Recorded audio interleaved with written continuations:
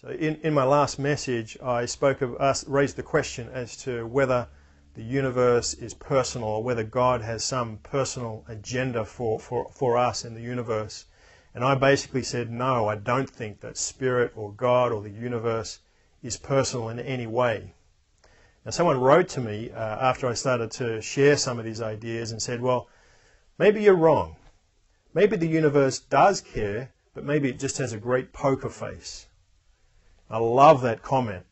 Really appreciated that comment. Because I thought, well, that's quite plausible as well.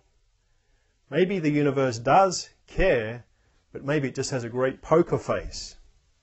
Now, I wouldn't say that this is the way I see it, but I think it's a plausible perspective to hold. And it actually is very close to what's called a deist perspective. D-E-I-S-T, deist perspective. And the deist perspective is that all of creation, all of the possibilities, all the potential of creation, all of the natural laws around which the universe works were all created, set into motion, and then whatever source or cause of this creation then stepped back and chose not to meddle in the future.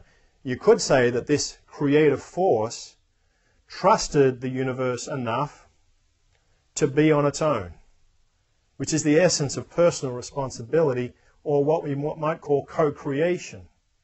So the deist perspective says that there's a creative energy in the world. You could call it an inspirational energy. Inspirational meaning in spirit.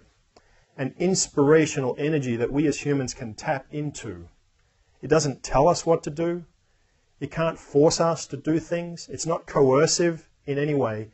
It's more like a compelling energy that lures us into seeking that which is good and true and beautiful. So you might say, according to the deist perspective, that surprising incidents in life, synchronicities, extraordinary knowing, déjà vu, all these types of experience are the way that the universe winks and nudges us towards living the best life that we can possibly live. Now, when people like Mozart talk about having symphonies come to them in dreams, or when artists or poets talk about words that come to them as if from beyond. Now, I think one plausible explanation is that they're tapping into that universal creative energy which is always there, always available, and we just need to be open to it. Now, either way, whether you take the deist perspective, that there's something out there that's not meddling, not active, or, as in my case, you take the perspective that everything we experience comes from inside of us. Everything is within us. Either way, this is a perspective that keeps you personally responsible, it gives you optimism, and it keeps you always open, on the lookout for meaning that you can create out of situations.